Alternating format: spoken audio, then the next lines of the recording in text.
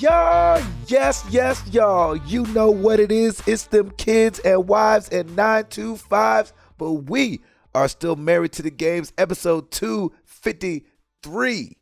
That's right. It's your boy Gabe Patillo with Tim Router, Ed Placencia, and Chris McCracken, of course. And as always, we are talking games and life and games. Thank you guys so much for being here. Yeah. Oh, yeah. Oh, yeah. Yes. Is everybody excited? Oh, yeah. Yeah. Woo, let's do this. Let's get excited. Morning show. Morning crew. Coffee fueled. This is the OG morning crew right here. That's right.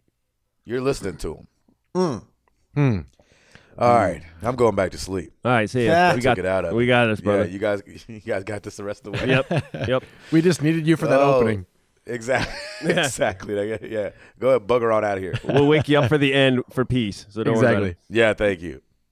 Tim Router, Yes, sir. what is going on with you that there, brethren? How's your week been? What are you playing? Oh, you know what? I think everybody knows what I'm playing. But, yes, the week has been going very well. Back in the swing of things. And house is coming along. We got kitchen cabinets this week, which is cool. We got tiles starting to go in the bathrooms. Very nice. Things are starting to move along.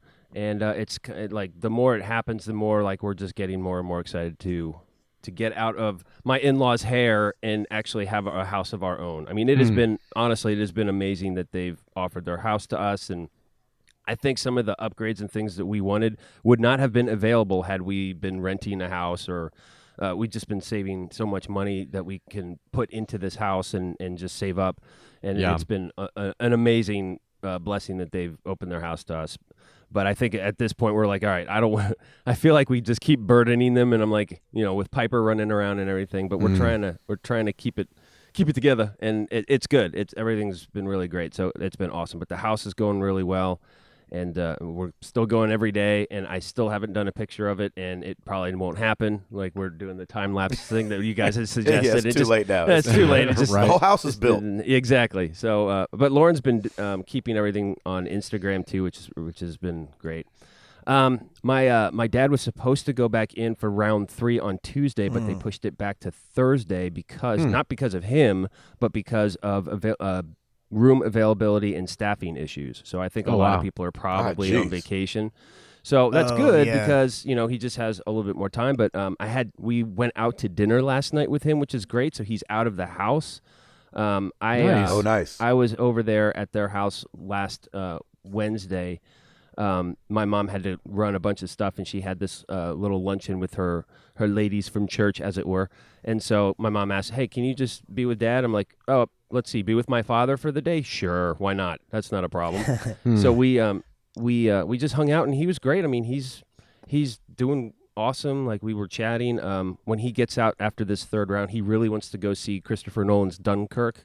That looks good. It looks amazing. So I'm gonna take him to like a matinee, probably. That just the less exposure to a ton of people, the better at this point. But I think they're just so concerned that he's gonna get sick again. But the doctor's like, take him out, let him walk around, and he's doing that. They're actually walking around at their church because it's a big church, so they can just kind of walk around in the hallways instead of going to the mall. Nice. He's up and about. He's active. He's doing really well. I'm really encouraged, and so we've got round 3 coming this week, and then we'll see how things go. I think it's going really well, so that's awesome. Good.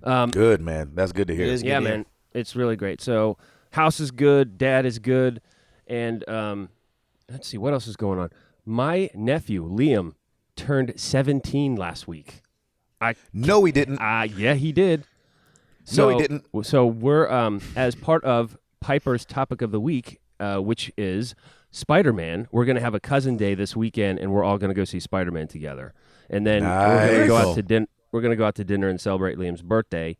Nice. And I don't think he's listening to the podcast. So spoiler alert: I'm giving him my old PS4, and I'm going to get him. I'm going to get him a copy of Horizon Zero Dawn, and I think he's going to freak out. There we go. Oh, very nice. There we go. So I am cultivating my nephew into the gamer that I think he can be and wants to be. So we'll see. There you go. We'll see. That I is might be really cool, but Lauren didn't want the PS4? Oh my gosh, I could offer, but that'd be a big negative, good buddy. You guys could play Overwatch together then. yeah, couldn't we? No, but yeah, it'll be good. So I have to actually plug it in, wipe the data, and log out of my account, and then we'll set him up and get all that stuff done. So I'm super excited for it. So Nice. Liam, if you're hearing this, happy birthday. But I know, right? yeah, so I'm excited to give that to him, and I already cleared it with Dan and Gretchen. They're like, oh, totally cool. I sent them the link to Horizon Zero Dawn. I'm like, look, I'm obsessed with this game. It's T for teen. He'll love this. So I figured that would be a decent game to start him off with. So and Very he's nice. played. Yeah. That's a good one. He's played. That's a games good one to before. start him off with. Yeah, I think so. Which, speaking of which, that is exactly what I've been playing all day, every day, for the past week. Nice. I got like 7 or 8 trophies in one sitting. Like the other morning, I'm nearing the end. I'm pretty much doing all the main missions now, and man, it is just, that game ridiculousness. But Ridiculoso. You still There going for is, the platinum? oh yeah, there is one little hiccup, and Chris, I don't know, did you go for the armor in the whole power cell quest? I didn't And do this it is, until... this is no spoilers, by the way. This is just a side mission because you can get this amazing armor, but you have to go find all these power cells, and they don't tell you where they are. Mm-hmm. Yeah, So- no, it was one of... I want to... man, I can't remember because that's tied to a trophy, isn't it? That's the thing, and it's not a glitch apparently. I've done some research, but in one of the missions, when you go through, you pick up that power cell, but if you die during that mission, the power cell goes away. That's Oh, no. that's what I've come to find out. So, according to the research that I've done, the power cell goes away, but I'm gonna keep going because I know where the next power cell is, and I'm at that main mission where it unlocks that. So what I'm hoping happens is that it will respawn after I get the other power cells, because apparently, and I've checked on some message boards and stuff, and Gorilla's saying it's not a glitch, it's just that the power cell goes away and you have to continue on the campaign in order to, I guess, respawn it or bring it back. So that's the only thing I'm a little bit worried about, because I've maxed out my levels. I've gotten all of the artifacts and everything that I need to collect. Now it's just going through the main missions, and if that's the one thing that's holding me up, man, I'm gonna be so mad. Well, I got the armor is one of the very last things that I did, and the timeline's a little screwy in my head because I remember when I set it up to where when I beat the game, the platinum pops, so I know that's when I got the platinum trophy. But I feel like I got that armor after I had beaten the game, so obviously there's some screwed up in my timeline in my head. But I don't remember running into any issue where I missed something. But I know that 2 of the ones that I needed were something that I had passed the ability to get them a long time past, and I went back and they just happened to be there because I never even looked for them because I knew about the armor, but I didn't want it. I was like, I'm not really worried about this. That was before I was going to hunt for the platinum, and then when I realized the trophy was tied to it, I went and looked up, hey, where exactly are they? And 2 of them were in missions I had already done. So I don't know if they had disappeared or not because I went and did it so late in the game. Yeah, it's funny because there are a few of them that if you just missed, it's not a problem. They're still there. But in this case, it's you go through as part of the mission and you go to this little side area and that's where it is, and then you continue on with the mission. And if you die during that mission, apparently the power cell goes away. So I don't know. We'll see what happens. But I'm powering through. That's the last side quest I have to do. I've done everything else, and I'm just going through the main mission now. So I'm sure there might be a few more along the way. It's funny. I guess in my head, I'm thinking that you can get the power armor before the campaign is done because that would make sense. Like if I were to get the power armor before, say the main boss battle or anything like that, if there is one, I'm not there yet, but that would be helpful. But I think it's just just more of like a chasing thing to get the trophy at this point, because I'm doing fine. I've got a heavy armor. I'm very comfortable in all the fighting that's going on. So I'm just going to keep progressing. I'm fairly certain you can obtain it before the final boss, but it's so screwy in my head because I know the platinum dropped after I beat the game, but at the same time, the power armor is so OP That would make the ending super easy if you were using it. And I know I didn't use it. That makes sense. I can't remember how. Yeah, no, it's fine. Like I'm just jonesing for it. Like I've been doing a ton of like Google searching and looking up like, hey, this power cell's not here. What happened? Yeah. And from what I gather, if you die during that mission, it goes away. But continue on with the campaign and grab the other ones, and it should, as far as I know, Pop back up. I hope. So we'll see. Okay. But anyway, yeah, this game is... Well, then. Yeah, this game is just incredible. Definitely going for the platinum, and super excited for it. And honestly, that's about it for me. I'm pretty boring this week.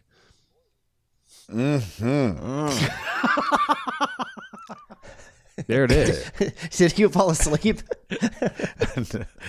No. Unfortunately. Ed? Yeah. What's been going on with you at there, Doc?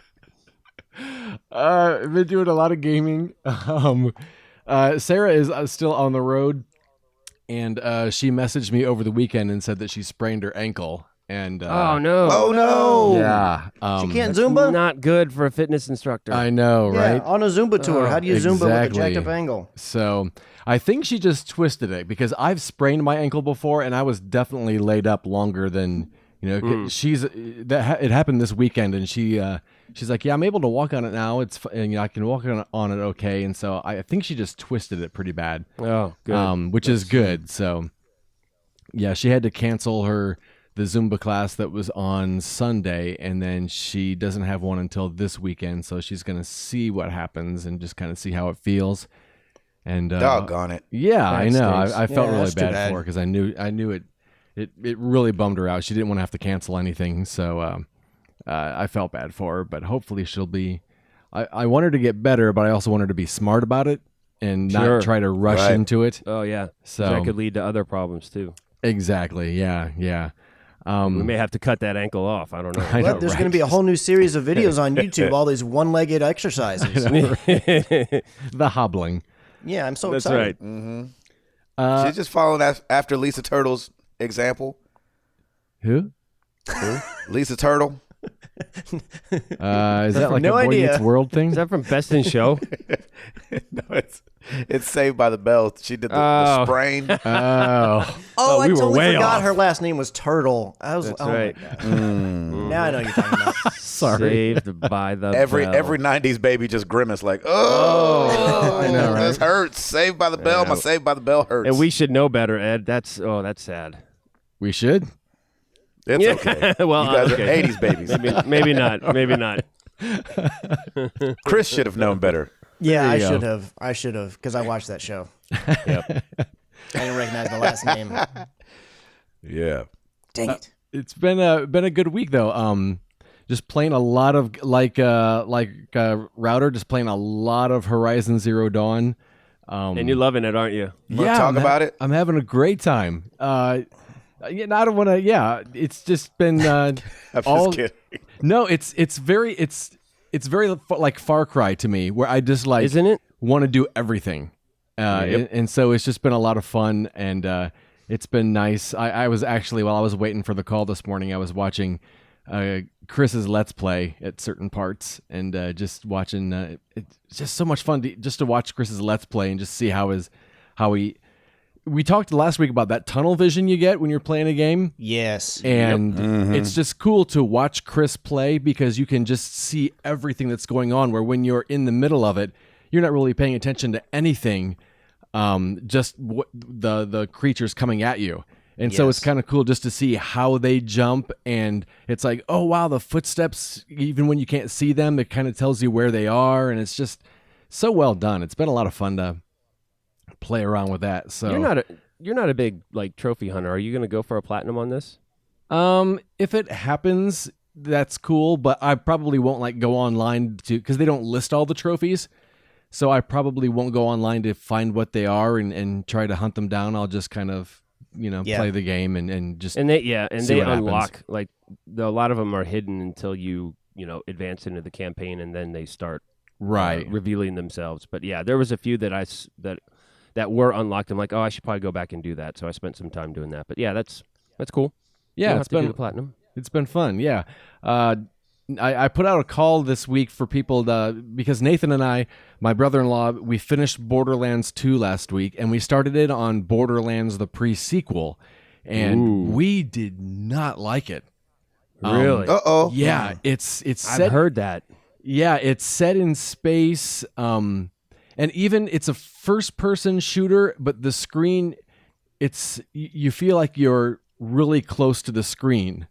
Which, if that makes sense, like the way they position the gun, it's like a little bit closer to the screen. So it kind of makes it. We felt like we were dizzy, and it's just kind of a weird way they did it. And so we were looking for something else to play. I put out a call out saying, "Hey, we didn't care for the pre-sequel. What do you guys recommend?" And I don't think I went with one of the recommendations. Oh, really? Oh, geez. Well, and a lot of people said were they all terrible? They were. Well, the majority of the people said Diablo 3. Oh boy, yeah. Okay, And I heard that's that just, too. That's just not what we were in. Like we were looking into more of like a story theme, something similar. Like the split screen first person shooter. Diablo 3. So that's awesome. That is really funny. When I saw Diablo 2, I was like, huh. Yeah, That's Is that nothing even like what playable they've been split playing. screen? I know. I didn't know that was playable split screen local. Yeah, I didn't either, and I actually And looked it up maybe on it's YouTube. not.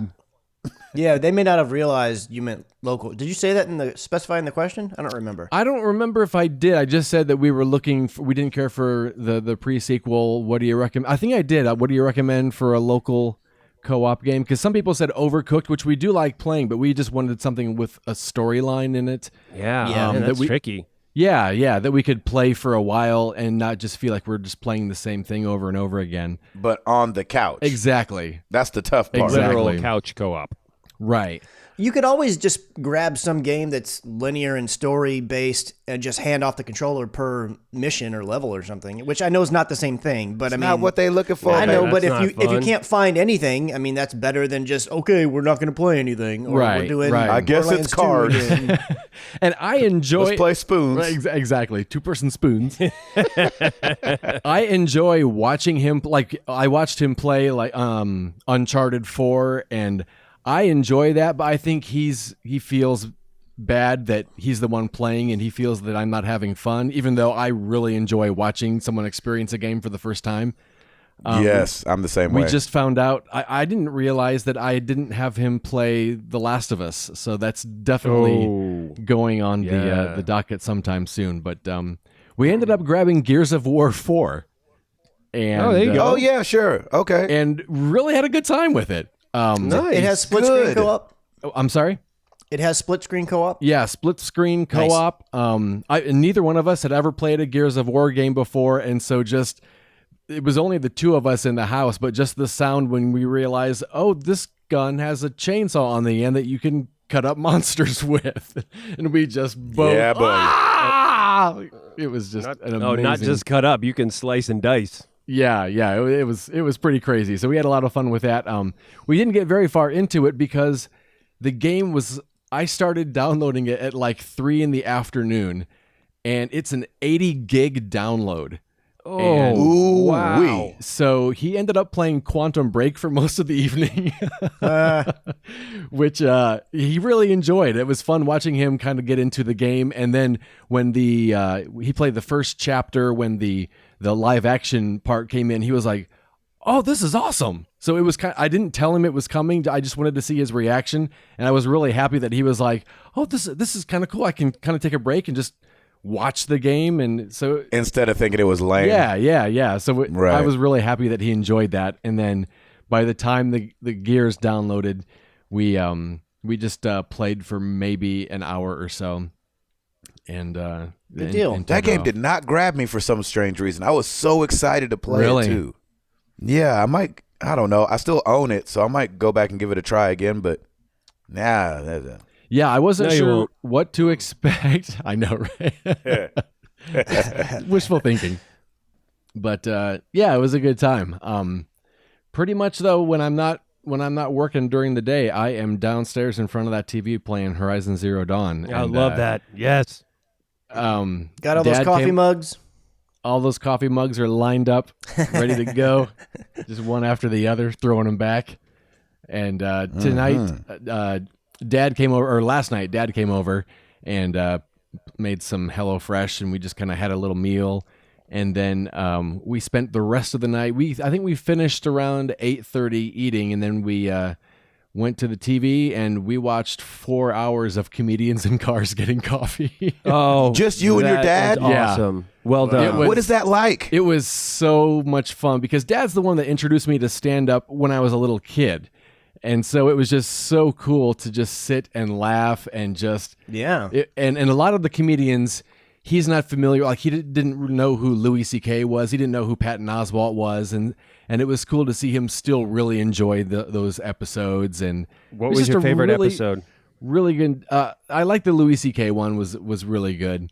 But it was just a nice evening, just hanging out with Dad and laughing. That's great, and, man. It was really cool. Yeah. So Wait. what? So you're home alone. Yes. Your father comes over and cooks dinner for you. No, I cooked dinner for him. He cooked for him. Okay, you cook for him. Right. You guys sit down and have a meal together and then watch television together. Yeah. I don't even know what that is. Oh, man.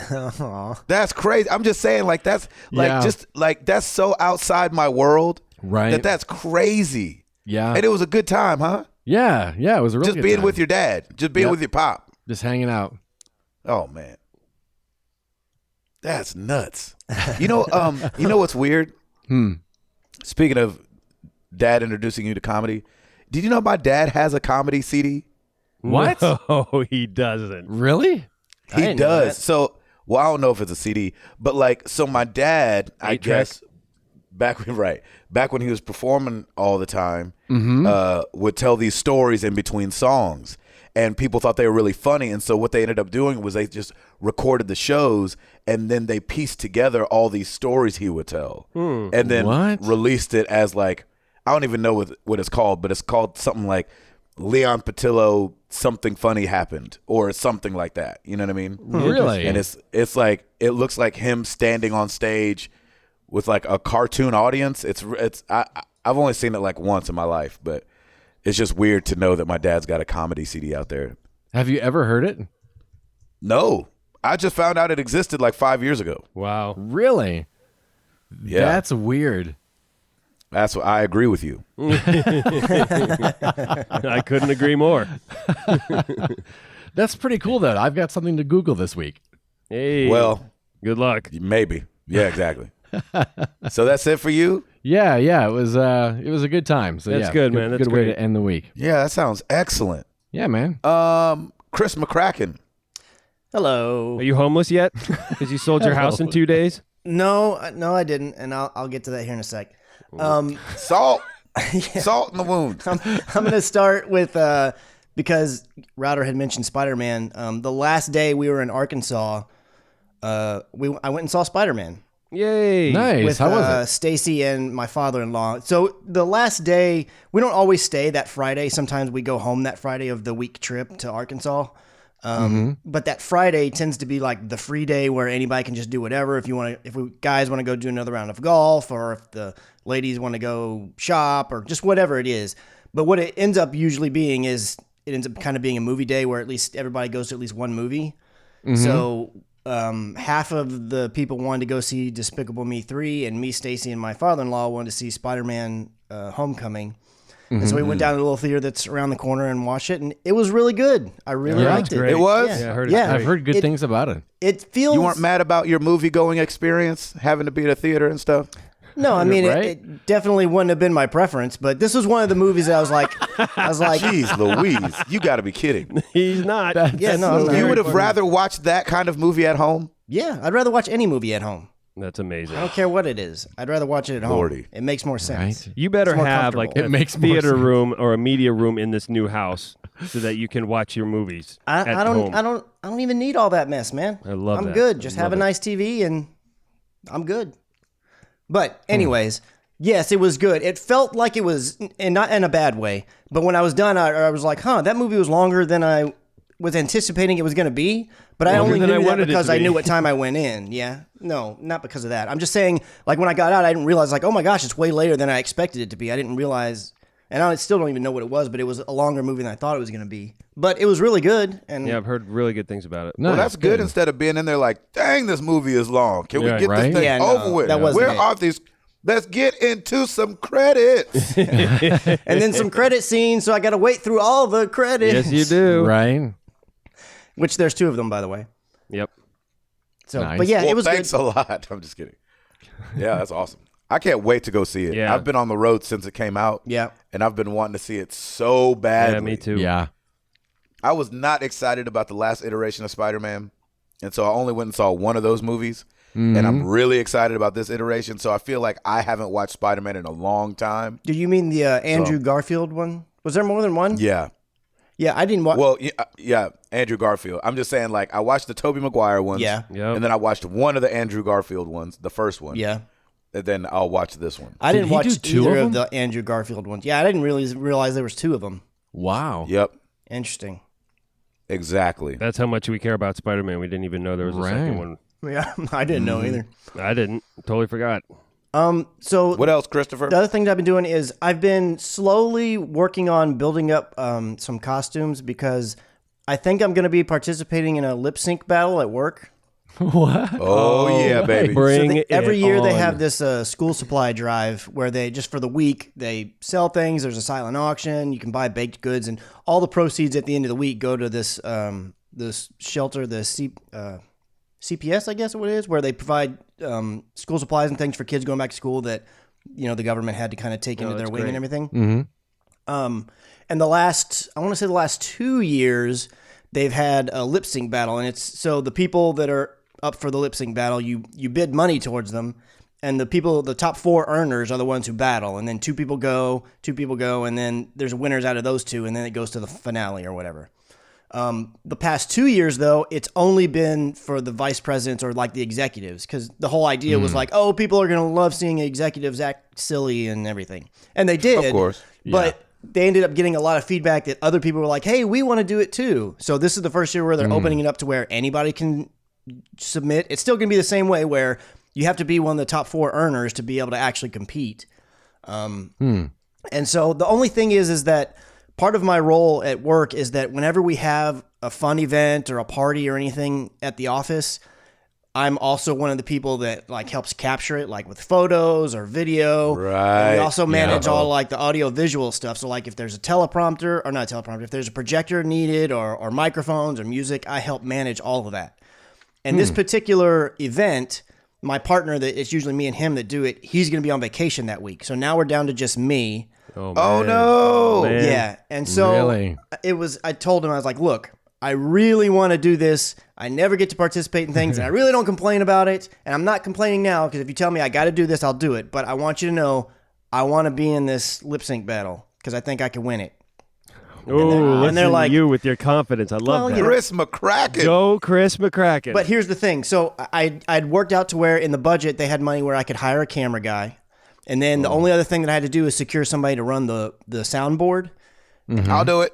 I'll if you fly. want to Yeah, come I'll to town, drive. I will absolutely say, hey, I got that covered. But we have another person there because what I could do is, because it's lip sync battle, really all that you need is someone to hit play on the music at the times they need to play it. And then I need the 2 MCs to have a mic. But everybody else that's participating, the mic is not on because they're lip syncing. You know what I mean? And handhelds are much easier to manage on a soundboard, especially for a new person, than like lavaliers are. And especially in the space we're set up in because lavaliers have a lot of issues where we are. So I think I should be able to set the board, and it should just be a matter of, hey, when they're off the stage, hit this mute button. And when they want you hit play here. So I'm pretty sure I've got the board covered. And the thing about the video guy is there's now some hemming and hawing about whether they are going to indeed video, because in the past we would video it, but the video was never used because the executives didn't want goofy videos of them out online, which, Of course. understand. Oh, come on. Makes perfect sense. This time around, they're like, oh, it's going to be normal people and we're going to have them sign releases and it's going to be great. And I was like, yeah, but there's still the whole issue of these are actual legitimate songs and you're wanting to put them on the internet. It's like there's licensing issues there that you may run into. And so the video shooting of it might be squashed. Oh, So on man. the one hand, that sucks because then I wouldn't have something to show anybody. But on the other hand, that's good because that's even more ways for me to help secure that I can actually participate. So Right. I haven't been spending a lot of We can money. always get Stacy down there with that iPhone. Yeah. Well, if I do it, she'll probably they'll record it. Somebody will record it in some form or fashion. We just probably won't officially record it. You know what I mean? Right. Right. To where it's like posted by us. It would be more like an individual person or whatever. Right. So I've been buying little costume pieces, but obviously not spending much money because I'm not even sure if I'm going to get to do it. So I don't want to be like buying all this costume stuff and then be like, oh, and you can't do anything. So And you don't know if you're the top earner or not. You still got to be the top earner, right? if I do it, I will be in the top 4. And if I'm in the top 4, I will be to the top 2. I'm telling you now. Wow.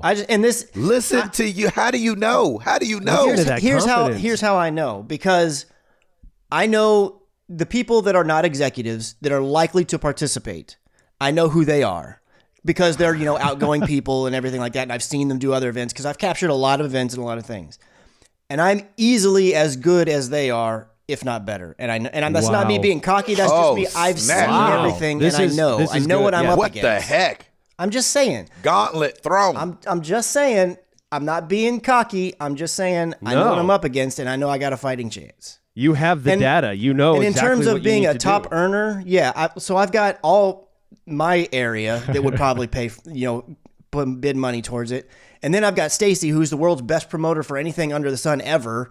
She will get tons of people. Yeah, and she's doing that Mayweather Conor McGregor fight, I She thought. might as well be. Yeah, She she's would on make there. more money than anybody. So just the fact that I feel confident that I would probably make it in the ability to compete. Oh, I love that, Chris. I love that for you. That's amazing. When it comes to your costume, can you tell me one thing you've purchased? Come on, Come Chris. on, give one us some. thing. Give us some. Just a little nugget. Red skinny jeans. oh, yeah. All right. Okay. Love it.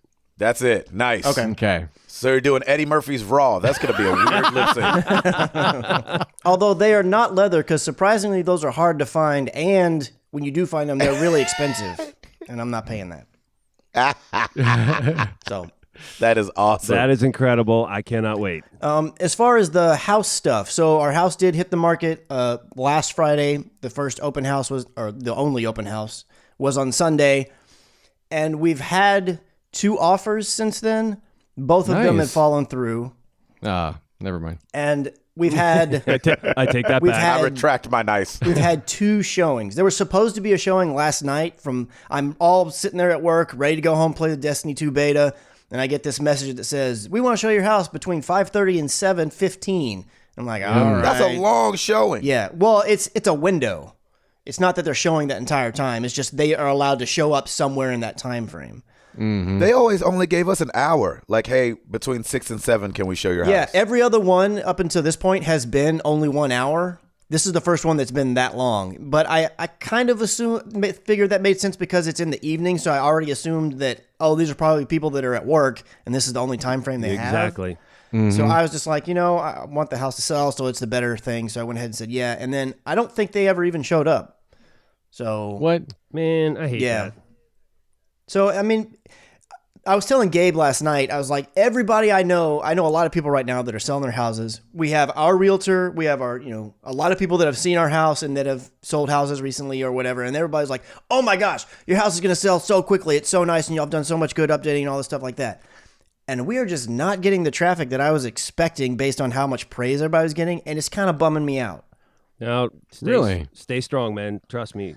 Stay Yeah, strong. I know. And Stacy's saying the same thing. She's all like, "Oh, it's early," and it's not like I was expecting at this moment in time the house to be sold. That's not really what I was. But I was expecting to have like 5 or 6 offers to 2 kind of offers? choose between or something like that. I know, right. Well, Well, the you're 2 also offers, the 2 offers weren't really 2 offers because one of them it was like, "Oh, we want your house. We haven't even seen it," and like 6 hours later they withdrew it. So really, that Right. didn't count. Yeah. And then the second one was, "Oh, I'm putting down an offer. It's under what you're asking." Oh, and then a couple hours later, I can't get financing. So they were offers, yeah, but they were more like, they were not legitimate feelers. offers. They They're weren't just something feelers. to hang on to, yeah. Well, keep in mind, man, you are also in the summer months, so everybody's Yeah. out and about, vacationing, camps, all that fun stuff.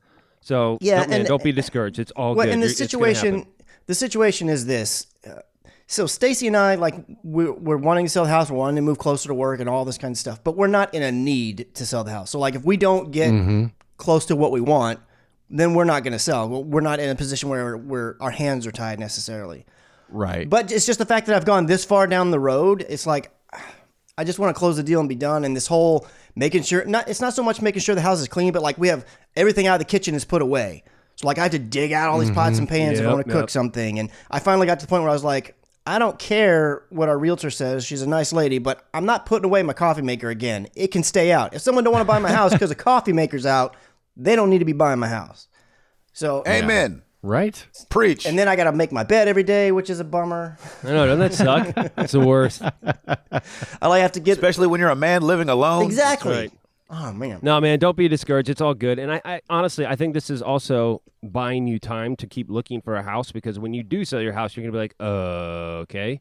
And depending on all the terms, and, these people may want to, they might give you asking price or more, and they need you out of there in 20 days or 30 days, whatever. But this might give you more time to look, for you and Stacy to look around, see what else is out there. Well, the whole and go from there. The whole aspect of gives you more time to look for houses is, I hear where you're coming from, and my head kind of went to the same spot originally, but it's actually a negative in the terms that when I look at houses now, I'm finding houses I like. They sell in 2 days, and I'm like, I can't do anything. So it's like I've stopped looking because I have no need to be teasing myself. You know what I mean? Because by the time that my house maybe gets a contract, whatever I would like is probably already off the table. You know what I mean? So you're not going to put any offers on a house until you know yours is sold for sure? Yeah, I can't. I won't have the funds to be able to do it. And there's no point in making a contingency contract where it's like, oh, we will purchase this if our house sells, because there's so many people, all these other homes, like getting so many offers, multiple offers right away. They'll just take one that doesn't have any red tape. You know what I mean? Right. So it doesn't really make sense. And I mean, good for them. I'm not upset that people's houses are selling fast. I'm just a little annoyed that mine's not. I would just say, Chris, just as quick encouragement. Yes. You don't know that they won't take yours. Exactly. I've been in that same situation, had to do a contingency plan, and they chose to go with us anyway, even though they got other offers. So I wouldn't totally shut down the house looking. I understand what you're saying. Same thing in Nashville. Everybody was selling in 2 days. I get it. Even the house I'm in now, I bought it from somebody I knew. They let me know it was going on sale a week before. We said we wanted it, and they still put it on sale. Yeah. And we were like, what about the thing? And we still needed to sell our house, and they could have got more for the house, but they still went with us anyway. Yeah. That's the second time it's happened. And I don't want to I would just say don't be scared to fall in love with something is all I'm saying. Yeah, I hear you, and that's all good advice, and I'll take that and put it in my pocket over here. And I don't want to No, he I don't want to And then paint he's going to this. throw his pants away. I don't want to. Yeah, you're gonna put it back. You're gonna put it in a pot, which you're gonna put back in a box, since you have to have people. He's going to looking light at his your house. pants on fire. I don't want to give this impression like that I'm upset or anything. You are, though, dude. I get it. You're No. frustrated. Wait. Calm down here. Slow your roll, sir. Let me speak. I'm not, like I said before, like if the house doesn't sell for what I'm trying to sell it for, I'm good to stay where I am. It's not like my heart's Yeah. going to be broken Right. or anything. It's just that everybody built this up as, oh my gosh, this is the way it's going to be. And then so when you're expecting that and it doesn't happen, you're kind of like, well, was just first everybody off, who under is the sun everybody? wrong? It's more of like our realtor. Again, all the people we know that have sold their house recently, but have seen our houses and said, oh, your house is so much nicer. The fact that we've priced it exactly where it should be, and probably maybe potentially a little bit under, it depends. You're always more in love with your house than other people are. Like Right, all the right. factors are in line, again, according to everybody. So everybody had hyped me up to think like, man, this is going to go like blazing fast. So when it didn't, my head starts to go everywhere. We're like, okay, well, what's going wrong, or what more do I need to do, or what can I change? That's where my head's going. And I don't want to think about all that stuff. I want it to just happen because I want all my thinking to be done. I want to be thinking about the noob thing. So that's all. That's awesome. It's just different than what I was expecting it to be based on, the hype level. I shouldn't have listened to the hype, if you will. I should have just Right. waited and let it Gotcha. go the way it was going to go. Yeah. So I don't have many news stories, so I'm going to keep talking. Because There you go. Now we're going to move on.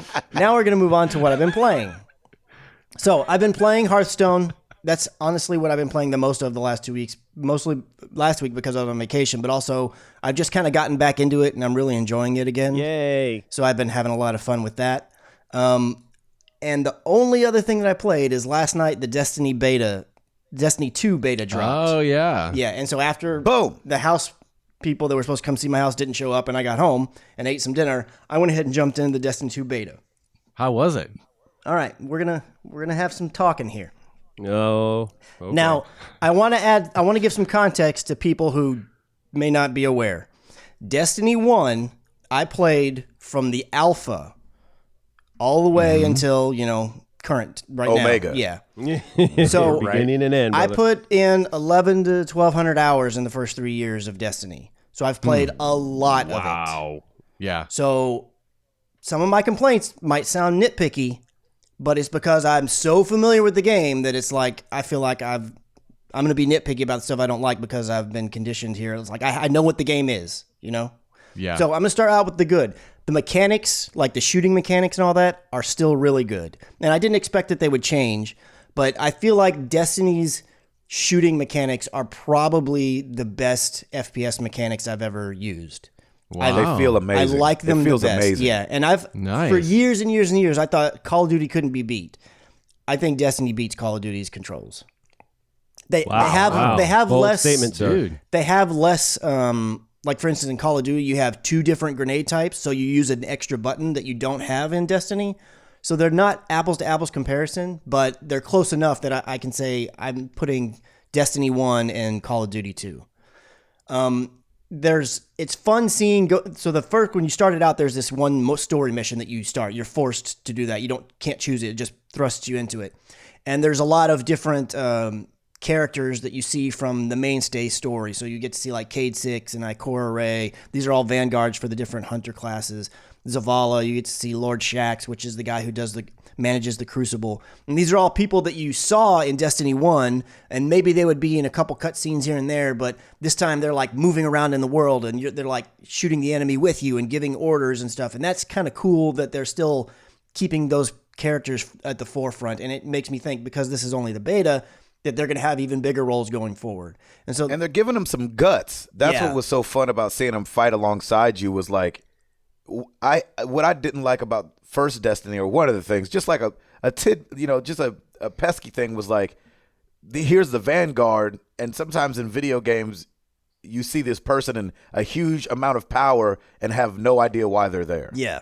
You know what I'm saying? It's like, well, can you even fight? Like, why am I listening to you this whole game? Yeah. They're just ordering you around. Go do this, go do this. But this one, it was fun to see them like jump into the fray with you and have that's some, cool. have some strength to them. Yeah, it kind of gives you more of a, especially for new people, even if you don't know who these characters are, you can tell like, oh, wow, those people are important, and they're doing things that make me understand they're important. It's not just because you're standing at the head of a table or anything. Exactly right. So that was really cool. And the other thing is it's still really, really fun to play with friends. I got to play a little bit with Gabe and Katie towards the end of the evening, and it was a lot of fun. And Katie of Kale and Katie. Yes. And nice. Katie of overcooked fame. Yeah, and Katie and Kale, I played a lot of Destiny 1 with. There were tons of times where it was just the 3 of us and our fire team going and doing missions and stuff. So this is definitely a game that I'll be getting really back awesome. in with Katie too, and Kale. So now I'm going to move on to the stuff that I'm not particularly happy with. On just the fact that it's the beta, I'm going to say this about the beta. There doesn't seem to be any leveling, which may sound silly, but Destiny 1 beta, there was a level cap at level 8. So the whole time during the beta's duration, you started at, I think you may have started at 0 or 1, and you had something to work towards. You're like, I'm building up my level. I want to be as powerful as I can be, and you were getting stronger with your leveling. Everybody starts at level 20, light level 200, and I've not seen it move an inch for anybody. So I don't think there's any leveling mechanic in the beta. Can I have one counterpoint to that?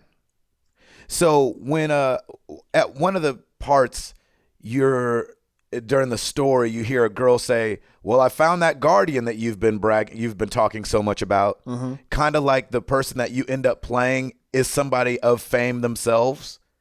Yes. And so that's the only reason I forgave the fact that you were already that strong.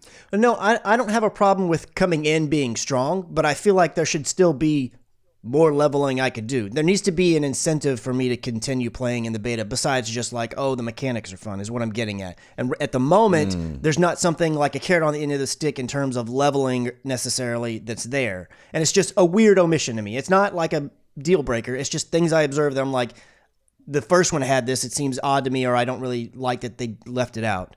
The other one is that the gear, specifically like the weapons, it seems kind of sparse. You get stuff that drops at the end of every mission or in PvP at the end of PvP missions. But I've gotten 4 duplicates already, and it's the stuff's the exact same weapon. It's not any different. The stats, maybe there's perks that are slightly different. I didn't look too closely at them, but they're like very minuscule.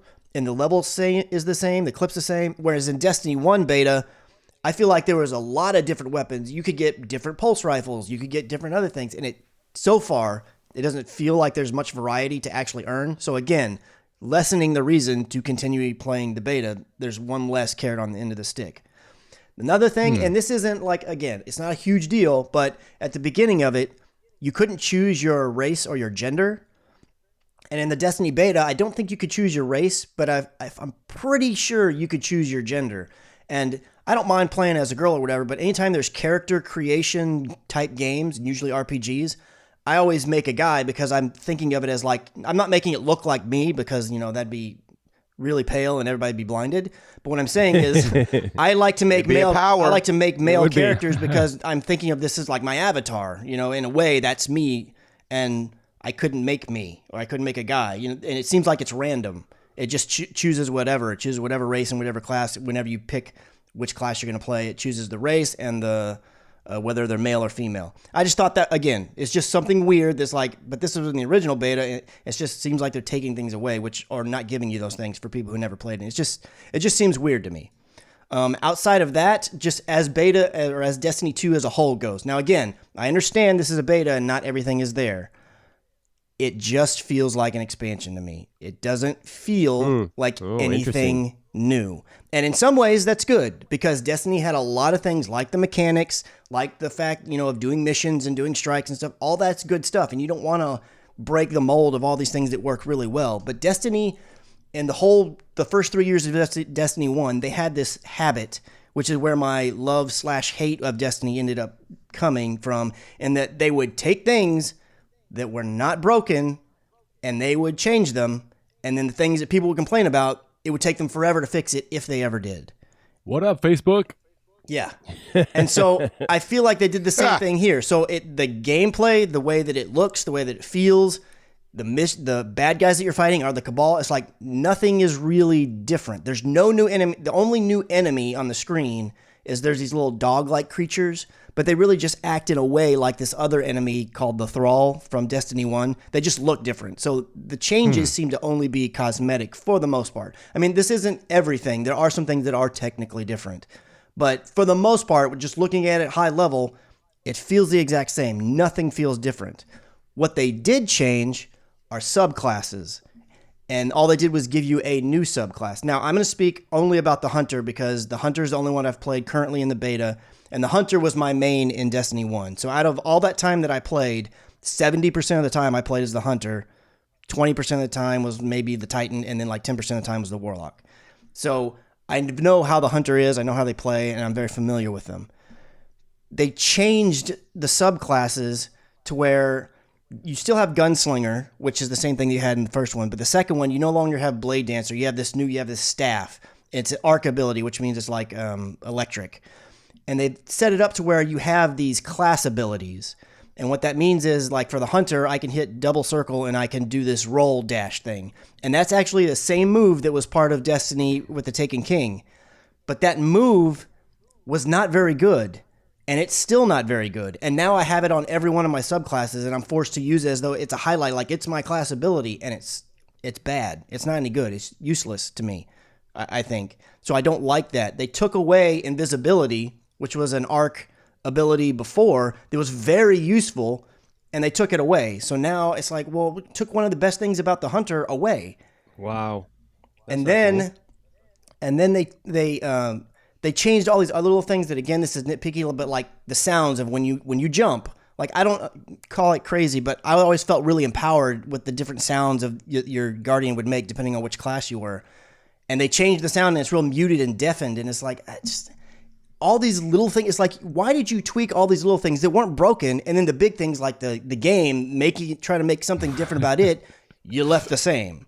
It's like it's so funny because you never know behind closed doors what somebody that might have been higher up at the development team hated about the number one. Mm-hmm. And so I wonder if they felt like, man, you jump so much in this game. I hate that every time you jump, you're like, huh.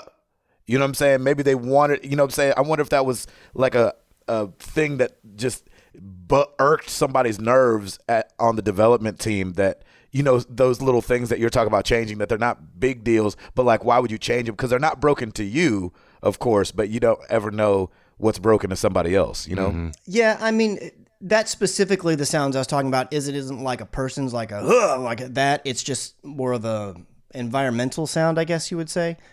So, but the point is the same. Yeah, the point is the same.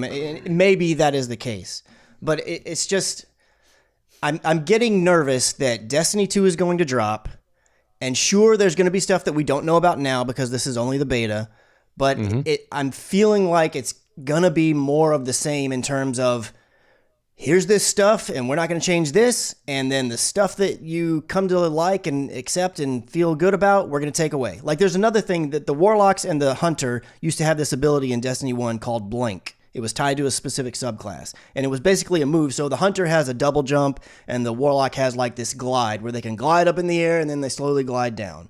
It's like their mobility move. Well, both of them had this ability called Blink, and it's basically like a teleport. So instead of a jump or a glide, you would teleport like 20 feet or something.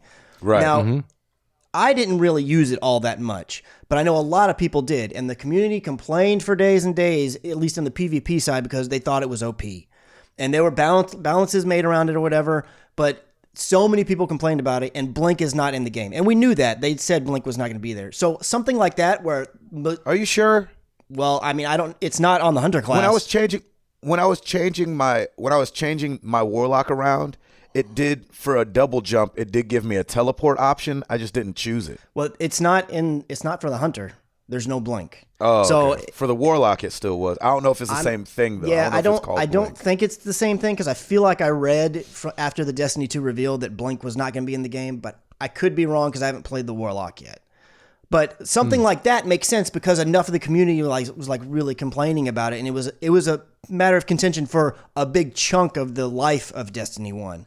But nobody was complaining about invisibility. Nobody was complaining about these other things. Like they removed, like the Hunter used to have this really staggering punch because they're not really a strong character. Like, of terms of like overall strength of the three, they're the weakest, but they have a higher mobility. And so they had this really strong punch that they could do. And now I'm going to say nerf that, but the animation looks way weaker and it doesn't seem as strong anymore. It's like, why are you changing all these things that people weren't complaining about? And then these things over here that people are like, man, I hope that the game's different. It feels the exact same. Like they're saying, oh, there's going to be more story built into the game. And maybe in the real game there is. It didn't feel any different than the Taken King to me. It felt like, yeah, my little ghost over there blurbing about a few things, but it's not like I'm getting this big, massive story going on. And it's not... I mean, it just feels like Destiny. Like, I threw on a podcast because, like, oh, it's Destiny. I'm just going to play it while it's more about the mechanic and the thing I'm doing. It's not about the story because there's not really anything being told to me right now that's super duper important. That doesn't seem to be changed, but then all these other little quality of life things that were good before are getting tweaked with. And it's just, the more I play it, the more annoyed I'm getting at things. And I'm just like, it feels like it's the same thing of fixing things that aren't broke and then not fixing the things that are. But...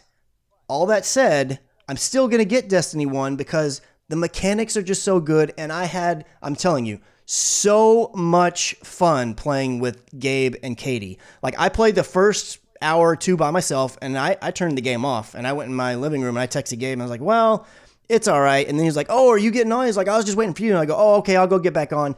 And that second half of my evening was infinitely more fun than the first Did you part. record any of it, So Chris? much fun.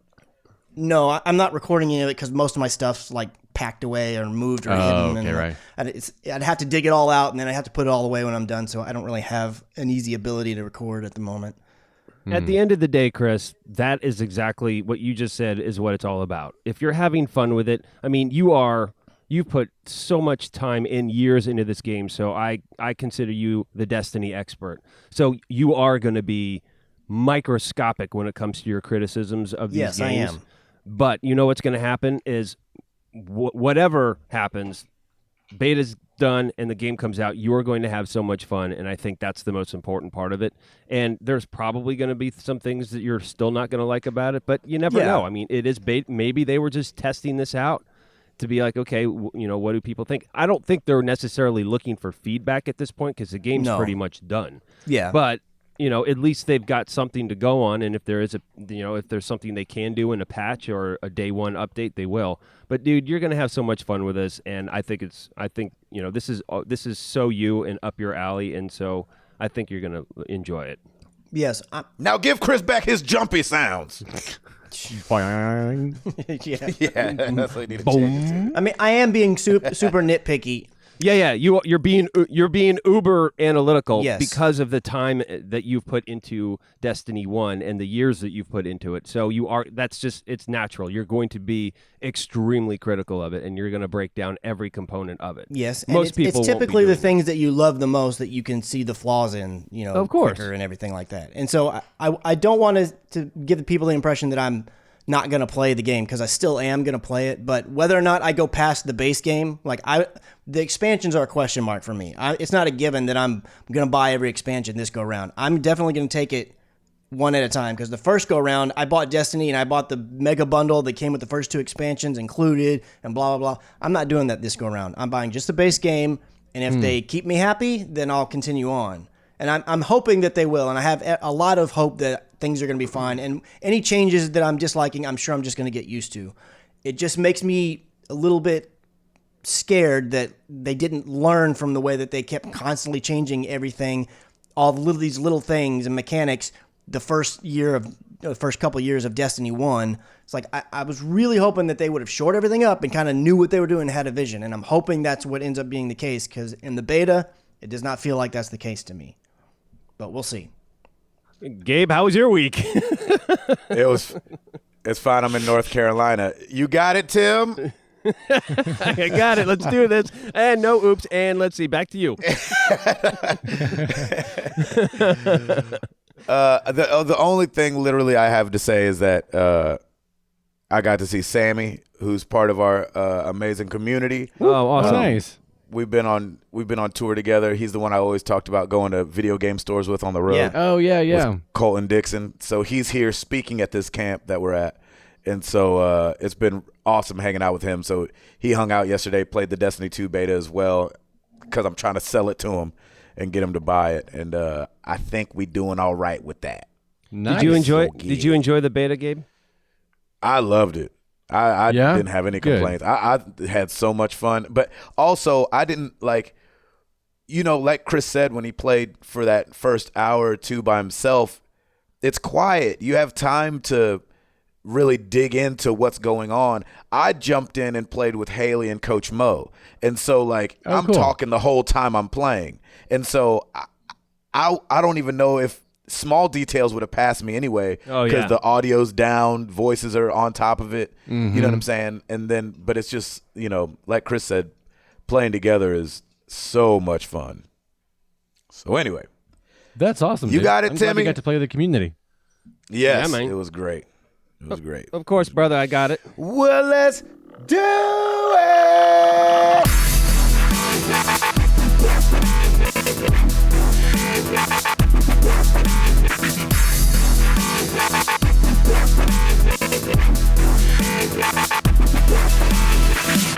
Boom. New releases this week. Hey, we've got Overwatch Game of the Year edition for the Xbox One, PS4, and PC. We have Splatoon 2. I wonder what that means, Game of the Year, since their DLC is free. I have no idea. Yeah, I don't know what that means. Huh. Do you think Doomfist will be included in that? I doubt it, right? Well, Doomfist is included for any version of the game you buy. Yeah, he's coming anyway. That's what I'm wondering. I'm like, I wonder what. Maybe it's just a different packaging. Yeah, it could be. Yeah, maybe he's in the packaging. Yeah, the new characters and maybe on the box or something. I don't know. Yeah, well, we'll see. Splatoon 2 for the Nintendo Switch. Yeah, people are saying that it's more of the same, but I guess if the same was good, then I guess that's okay. Yeah. But to Chris's point, you want to take a step up. Yeah, absolutely. Not a step forward. Not a lateral move either. You want to definitely take steps. Yeah, up. yeah. I get that definitely. So you didn't get a chance to play any of it, Gabe? Any of the betas or whatever? I played the test fire, of okay. Splatoon, but I never played the first one, so I didn't have anything to compare it against. Gotcha. For the PS4, Orcs Must Die Unchained. Ooh. For the Nintendo Switch, Minecraft Story Mode, a Telltale game series, The Complete Adventure. I'm assuming that's just Season 1. I don't think it would be Season 2 yet since that just came out. Probably. For the PS4 and Xbox One, Fortnite. And for the PC and Xbox One, Gigantic. All right. Ooh. MPD is probably out right now, so I wasn't able to get to grab it because it has to all be in by Tuesday, and usually by Wednesday is when they get it. So I didn't have it for you, but I will have it next week for June. We do have a few oops on Discord, Dat Ninja Dev. The beta for Destiny 2 runs from the 18th to the 23rd with a special 1-hour time frame on Saturday the 22nd. At 10 a.m., the farm will be open. The PC beta is in August. The 35-hour thing is just early access for those who have pre-ordered. Hashtag MTTG Oops edited. Yeah. Nice. At Kenny Riot, man, I'd love to, he says, at MTTG Cast, man, I'd love to see Sonic make a true comeback. And then 5 months ago, he posts a YouTube video that has a new Sonic game. So I don't know if that was necessarily an oops or an oversight or that's more I don't know. Was it based. If we forgot about it, then was it really a true comeback? That's the thing. Like define true comeback.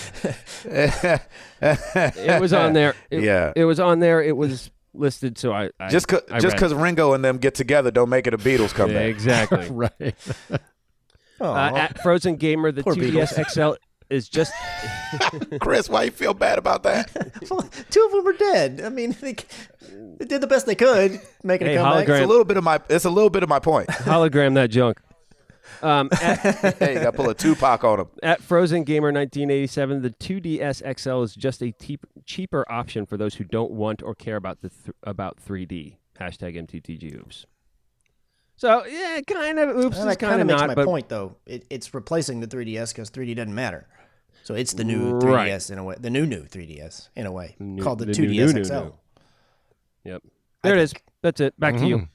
Chris McCracken. So PlayerUnknown Battlegrounds, which is a game that's gotten a lot of hype recently, and then also at E3 because it was announced that it's going to be coming as a launch exclusive to the Xbox One. But in the PC world, it's actually technically still the Xbox One X? The Xbox, well, both of them, the Xbox One and the Xbox One X and the Xbox One S. It's going to come to all those Xboxes. It's actually still in early access technically as well on Steam. But it recently reached another milestone. It was moved up to number 4 on the list of most concurrent players in the history of Steam. And it surpassed Grand Theft Auto 5, which used to be number 4. And that's a pretty big milestone. How many people? They had 382,561. Grand Theft Auto at one time playing. Grand Theft Auto 5's level on there was 360,761. Wow. Those servers were like, hold, right? Exactly. Hold the door. So on the exactly list, it. what holds the number 1 spot is Dota 2, and it's 1.2 million. Oh my god. Counter-Strike. My goodness. Counter-Strike Global Offensive is at 850,000, and then Fallout 4 is at number 3 with 471,000. So what we're saying is 300,000 isn't really that much. It's a drop well, in the not bucket. compared to Dota 2, but the fact that they were able to surpass Grand Theft Auto 5 just in concurrence, that's kind of crazy. I mean, Grand Theft Auto 5 I thought was never going to be surpassed on something like that. Which, granted, but also, is it not an online game, all like that, maybe? Grand Theft Auto 5? Or they're just saying... Yeah. Well, it's not. No, it's saying because everything goes through Steam. I think they're just saying concurrent players in general. It doesn't say on here specifically Grand Theft Auto 5 online. It's just people playing going in through Steam. Yeah. Gotcha. So at least that's how I understand the way that chart is. What a niche market. Yeah. Yeah. Seriously. Just kidding. Just joking. Yeah. It's not a niche. Scratch, not a niche. Hey, that's good, man. So Ataribox. Yeah. Yeah. What the heck is that? Yeah, what is it? Atari, exactly. Atari released 3D renderings of what they want their Atari box to look like. They're saying they're having another console come out. Okay. This is what they said about it. Tell me. We know you are hungry for more details on specs, games, features, pricing, timing, etc. We're not teasing you intentionally. We want to get this right, so we've opted to share things step by step as we bring Ataribox to life, and to listen closely to Atari community feedback as we do so. There are a lot of milestones, challenges, and decision points in front of us in the months ahead. We'll be giving you lots more information and status updates as we progress, and we are thrilled to have you along for the ride. To me, for some strange reason, sounds like we don't really know what we're doing. Yeah. Because Right. because like what does Atari have that they would need to like decide about? Like, are you making a console, Right. or are you making a NES Classic? You can play Right. Pong in 4K. If that's it, just do it. Yeah. What you need to hear from us for. But the what's weird about the rendering is that it's got like 4 ports on the front. It's really sleek looking, and It does have I'm the just not wood sure- finish or whatever on it too, right? Or in some parts of it. Yeah, it's got the wood grain finish on the Yeah. front, Yep. and it's just a little confusing as to like what and why, and are they just jumping on the Nintendo bandwagon Yeah. with the but they're, I don't know, everybody keeps throwing around like that it's a console, but I don't think I would necessarily consider the NES Classic a console. You know what I'm saying? Right. I don't know. It's just, I don't know. I just hope Atari doesn't like, you just don't want to do something stupid. The first thing I think of is, okay, they're making a quote console. What are the games that they're putting together? That's what I want to know. I don't care about the console.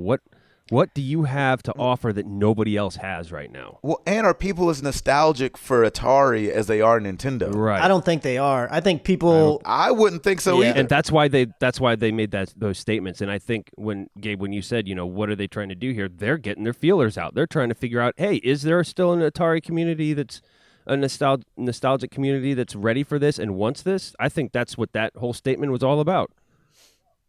It was to feel them out. Because I don't know.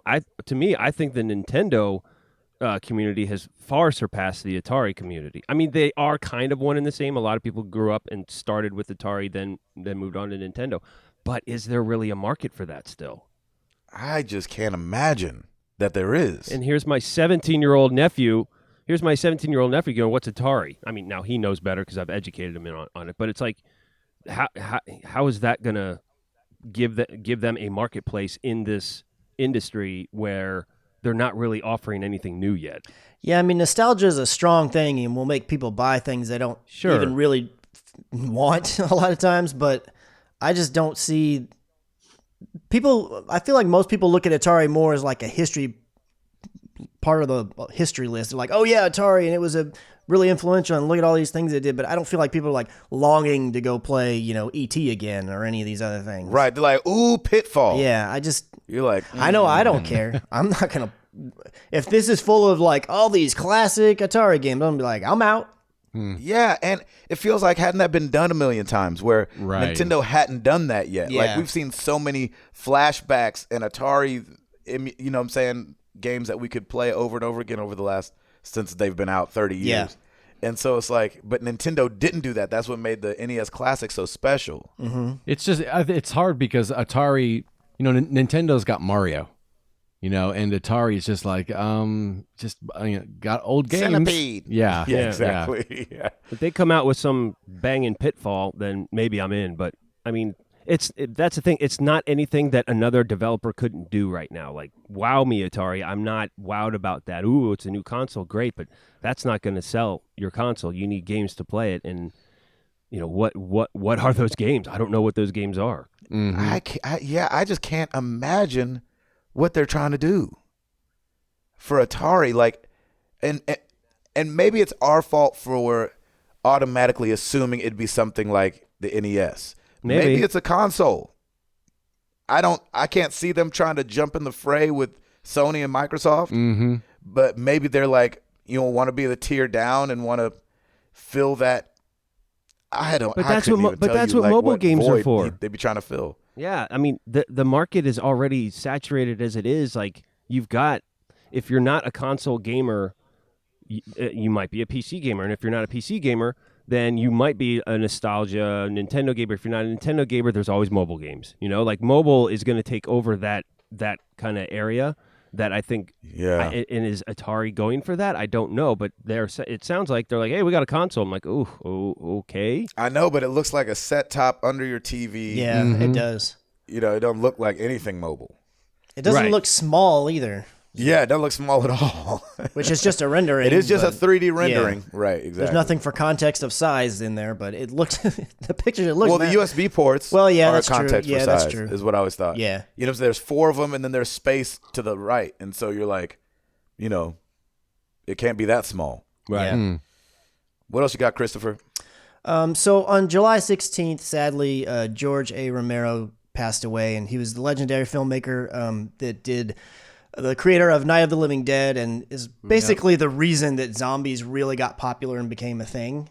And a couple of years ago, when Black Ops was on the PlayStation 2 and the Xbox 3, he was actually in one of the Zombies DLC maps called Call of the Dead.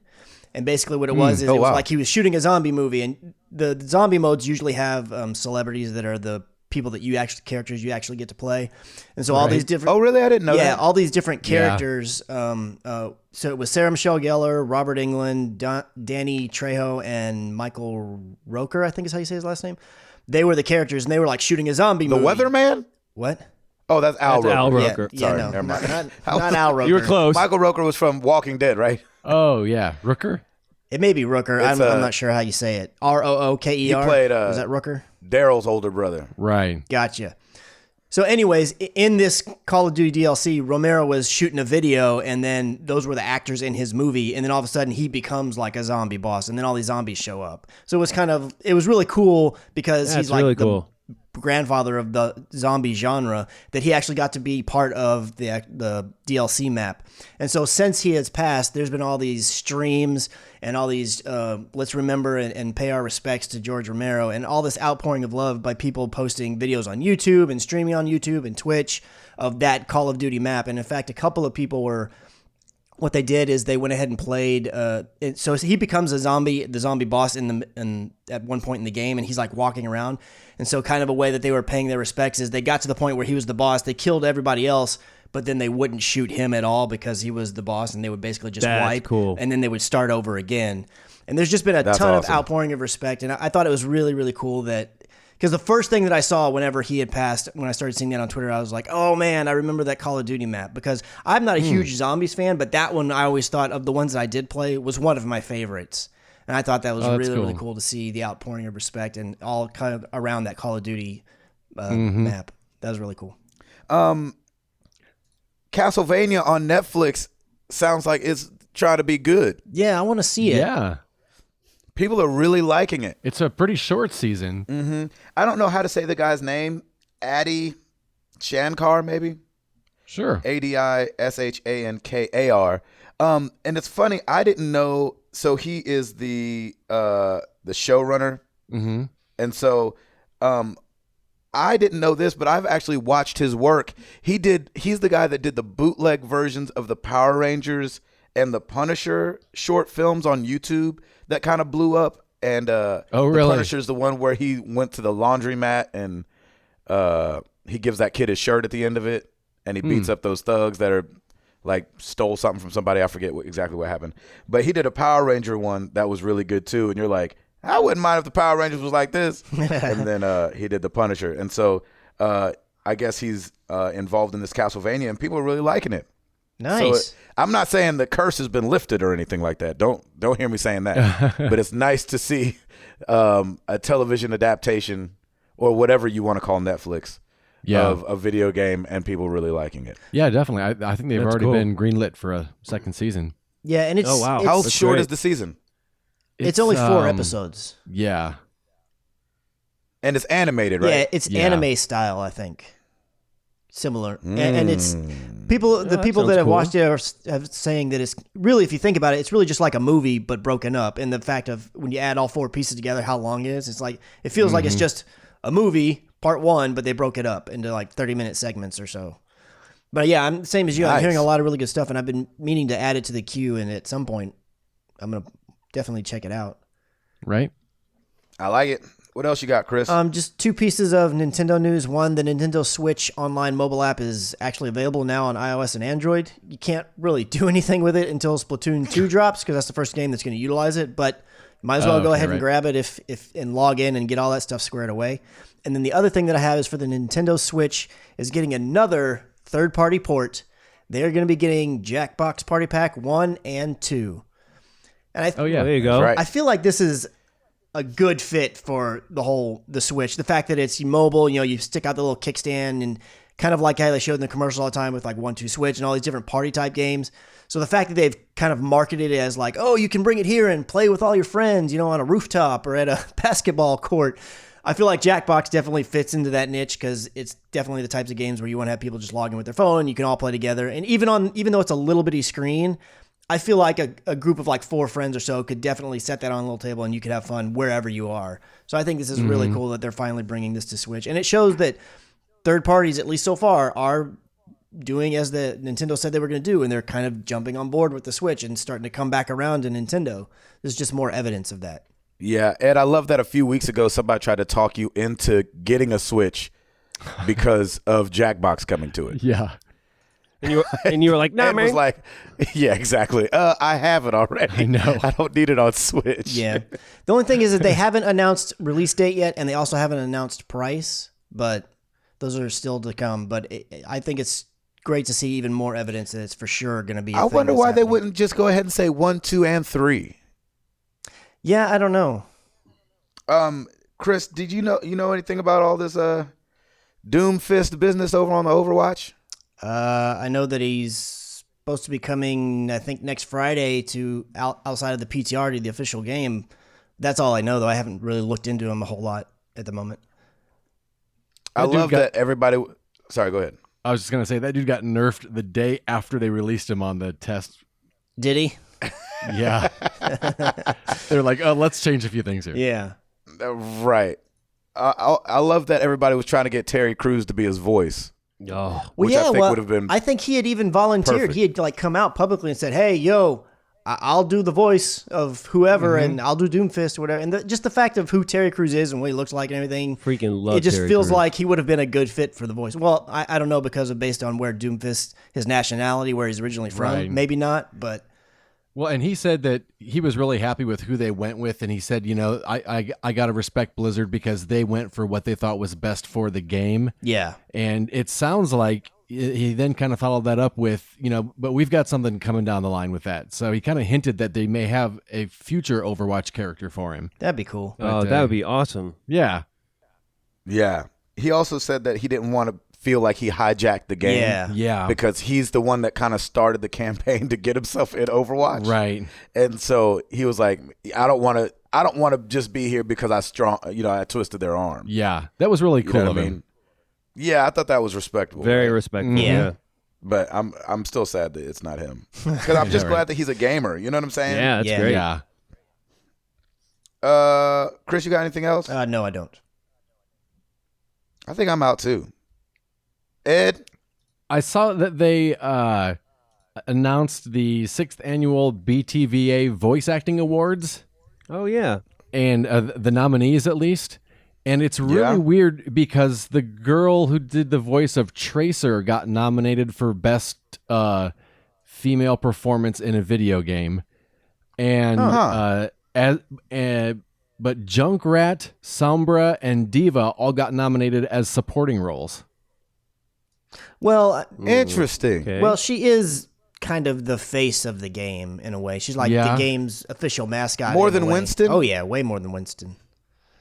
In terms of like all the marketing and everything like that, and when you Right. guys All her went to the silhouette. thing, yeah, they have the big giant Tracer action figure like that's traveled around and is at the Blizzard campus that you guys took picture at, and Right. the very first statue that you could buy in Blizzard's store was a Tracer statue. Mm-hmm. She's definitely the first one to get everything. As much as I love Overwatch, it's kind of funny to me that they got nominated as opposed to like Nolan North from Uncharted 4, Yeah. Right. where I feel like they kind of do like a handful of lines.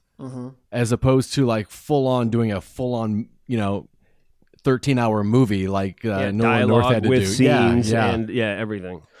But I mean, he was still nominated, right? Yeah, he was nominated. Yeah. But I just thought it was funny that the Overwatch people were, because it feels like it's not really a voice-heavy game. Yeah, they're not really. They don't have dialogue. They just have lines here and there. Right. They're not like having big, huge conversations with lots of dramatic inflections and whatnot. Yeah. Yeah, that's I thought that was interesting. That is really interesting. Yeah. And the support thing kind of broken up. That's interesting too. How they did that. Yeah, definitely. What's going on the YouTube channel, that there, brethren? Over on the YouTube, we've got the top 10 YouTube videos combining the average watch time and views for the week of July 11th through the 17th. Number 10, it's going to be a very familiar list. Hugh Part 10, University. Number 9, Sniper Elite 4, Part 3, San Celini Island, Destroy Cameras. Number 8, Married to the Games. Get them cameras. Get them cameras. Shoot them in the face. Number 8, Married to the Games, episode 252, Christaway. Nah. Number 7. Yeah. That was a great meme, by the way. Yeah, that was a good one. Yeah, it was. No problem. Thank you. Well done. Number 7, Hugh Part 11, The Ending. Number 6, Watch Dogs 2, Part 5, Bottom Dollar Fail. Number 5, Watch Dogs 2, Part 6, Bottom Dollar Complete. There we go. Now they're back in sequence. Yes. Number 4, Gabe and Chris react to The Last of Us Part 2. Dethroning has happened. Hunted. Wow. Oh, man. That's It's my just fault, one guys. week. Who knows on where vacation. It's going to happen? Yeah. It's been a slow decline. Exactly. It was Thanks a bound to lot, happen. Router. You don't Number care. 3, Watchdog. Remember when he used to love us? You Number 3, don't Watch send Dogs me 2. flowers anymore. Number 3, Watch Dogs 2, Part 19, Paint Job. Number 2, Ori and the Blind Forest, Part 14. Wow. Good one, Number solo. 1, Watch Dogs 2, Part 48, Ghost Signals. Wow. Well done, everyone. There you go. Well done. That's funny. Well, every week we ask you guys a question. Last week was no different, except for the fact that it was a repeat question from the week before. So a little different. Slightly different. And stick with me because I'm doing all this on my phone. Okay. The question was, what video game mashups would you like to see? And starting over on the Discord, we got MLS Chop. He said the boring yet obviously correct answer is Uncharted and Tomb Raider. Make that campaign have an online co-op option. The fun yet silly answer is Uncharted and Mario. Imagine Drake struggling, climbing, and making comments about not falling, and then hearing yippee and seeing Mario jump up the cliff slide with ease. That's Nice. awesome. Bad Gamer Elite, our boy Lim. I would love to see a game version of the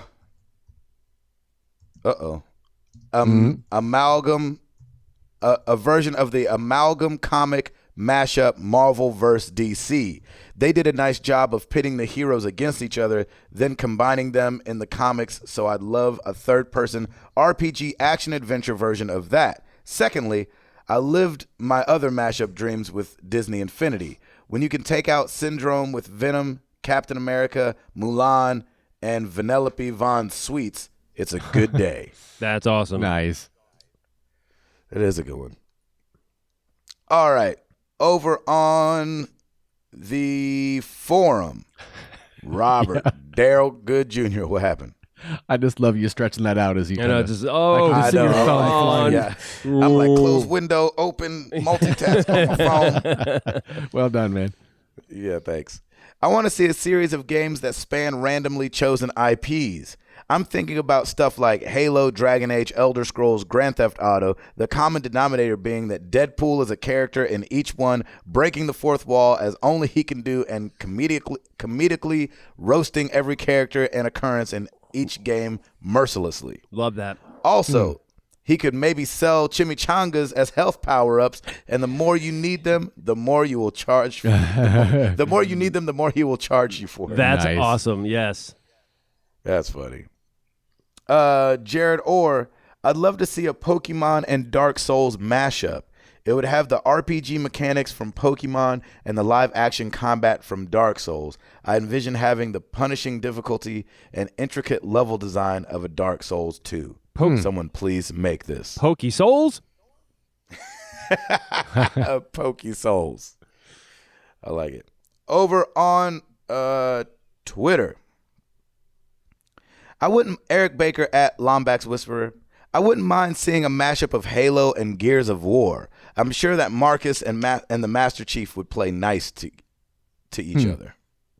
Maybe. Aaron Bonner at Aaron J. Bonner. I'd love to see a mashup of Final Fantasy and Dragon Quest. Square Enix does both, so it'd be cool to see how the fantasy worlds collide. Nice. There you go. At Calm Fury. Mash up Pokemon Red Blue with Destiny 2. Mewtwo raids. etc. Nice. That's really funny. I'm semi excited about a Pokemon on Switch, only because I've never played Pokemon before. Yeah. So I could get in on the action and see what's good. Or if it's any good, I should say. You know where to find us. Facebook.com/MarriedToTheGames. Twitter.com/MTTGcast. MarriedToTheGames.com. Come check out the forum. Come check us out on YouTube. Like Ed said, YouTube.com/MarriedToTheGames. And on Patreon, patreon.com/MTTG. Get on this Discord channel. Right? Yeah. Let's chat it up. Chat it up. I've been missing the Discord because I've been gone so long. Yeah. Woo-wee. And Tim Router. Rate us on iTunes so Chris can sell his house and not worry. Gabe can watch comedy episodes with his dad. Aw. Ed can find a co-op to play with his brother. And I can platinum this freaking Horizon Zero Dawn. Amen! Oh, good one, man, man. look at that. When did he have time to write all that? I know. I was That was prepared. incredible. I was prepared this week. I was Doggone it. really, really expecting it to come back to me again, and I had nothing. I was like, oh no, not again. No, that was because you were 2 in a row. I know, think you which had is it why last- you the wouldn't last 2 expect weeks. it. I'm like, oh, exactly. Well, let's get into some questions.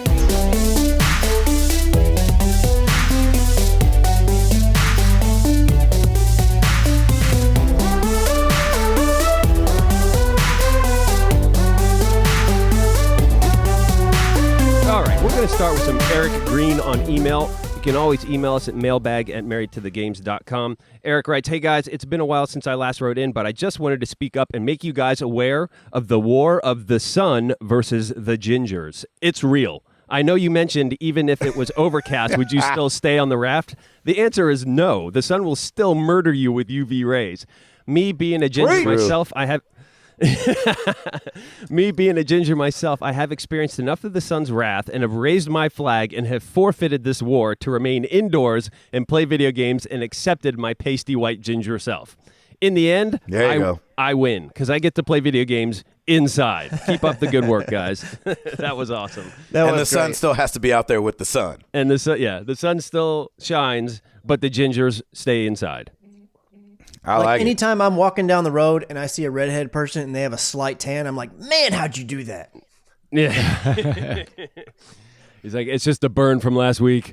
Yeah. Oh, that's So what was the fun. question? That was it. No, it I'm was just kidding. Yeah, I'm just exactly. joking. It I was a just statement. kidding. Yep. Just giving them a hard time. Gotta give I gotta give our ginger some love. So that's Yeah, man. That's why I had Ginger to- love. And it was written so beautifully. So thank you, Eric. Yeah. Moving on to Discord, Mark Boucher. And his babies might turn out to be gingers too. Yep. Oh, You probably. never know. Everybody's inside. That's right. Mom's just outside by herself. Yep. Y'all sure you don't want to come out here? No. they're by the window, like clawing at it. Right. She's got a mirror outside reflecting the sun indoors just to And they're like, Yeah, they're just hissing at the sun. It's the vamp gingers. All right, moving on to Discord. Mark Boucher, I think I may have put my question in the wrong place last week, so I'll ask it this week. Are you guys excited for Comic-Con, and what are you looking forward to? I'm pumped for Marvel, WB, CW, Doctor Who, and any Star Wars stuff. I don't pay too close attention to Comic-Con, but they always drop new trailers. And so I just like seeing the new trailers that come out of Comic-Con. Yeah, exactly. I can't wait for the trailers. It's funny when G4 used to be on, they used to always have live coverage of Comic-Con. I used to love watching that. But yeah, it's just kind of, it's like I'm just going to wait. And if I watch something live stream, maybe. But if not, then I'm just going to watch the trailers from what, because once it's done, then everything's out there. So you can just watch it from there. Exactly. All right. Anybody else? Yeah, I'm kind of the same as Gabe. I don't really pay attention to Comic-Con, but yeah, they usually have some nice trailers, or once in a while they might have like a cool, like a voiceover panel or something. Yeah, I'm in the same boat, but for me, the problem with the trailers is there's a lot of times, at least in recent years, it feels like where they do drop some cool new footage or something, but then it doesn't hit online. Or if it does hit online, it's like weeks or months later. So it's kind of like they showed something with Infinity War this year, and people at Comic-Con just got to see it, but it's not online anywhere, and I would assume it's not going to drop until a couple months. So it sometimes can be hard to hear the tease and be like, oh, that sounds so cool, I wish I could see it, and then knowing that I'm not going to see it unless it leaks online, and for whatever reason, a lot of times it doesn't leak online. Right. Yeah. Right. Yeah, exactly. So that's the only thing that stings about it. But yeah, I'm the same. I've never been to one. I would like to go just because it's such a big spectacle that I'm like, I kind of want to experience that one time, but it's not. Right. If it never happens, I'll be okay. But I don't really follow I mean, I'd definitely be in for the Star Wars stuff too, because I know they'll definitely have something there. But yeah, it'll be cool. There you go. Good question. Yep. All right, moving on at Nova Beyond. Deep question, so here it goes. Why do you guys podcast? You guys have been doing this in and out for almost 5 years, 7 more episodes to go. And something has to be driving you. With the impact you've made our lives and the community that you guys have made, you all have made something special. And I just want to take a moment and thank you guys for the podcast, regardless of your reason you do this. So keep doing what you're doing. You should be proud. Man, that's awesome. I appreciate and to be that. honest, you've pretty much answered it for us in your actual question. We do it because we love our community. We want to make people's lives impacted. We want to share our joy and excitement for gaming with other people, and we've found that it's there. We have that, and so of course that's going to make us keep going more and more. I mean, 253 weeks straight.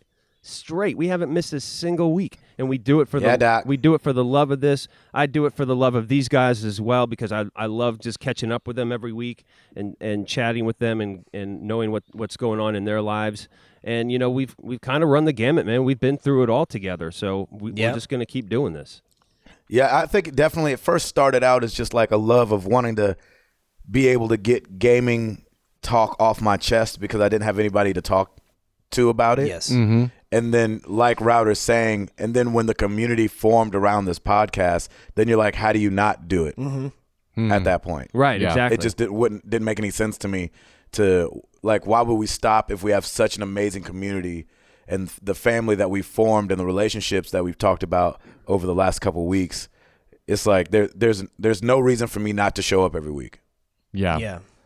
I would kind of just echo what you guys have said. I mean, it pretty much for me is at this point, outside of just enjoying doing it, it's the driving force is the community, because the community is already established, and I just want to continue to foster that and give more people, if they are to show up, more people a way to say, hey, here's a more positive side of the gaming world that you can come and participate with, and it doesn't have to be these other more negative areas.